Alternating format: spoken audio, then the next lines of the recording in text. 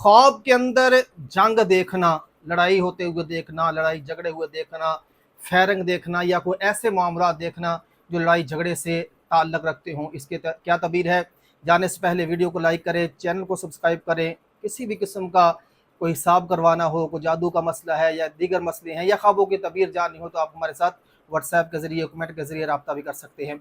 ख्वाब के अंदर जंग देखना ये किसी आसमानी आफत या बीमारी की तरफ इशारा है कि या तो कोई अचानक आप पर आफत आएगी जिसने ख्वाब के अंदर जंग देखी है, या कोई बीमारी आएगी।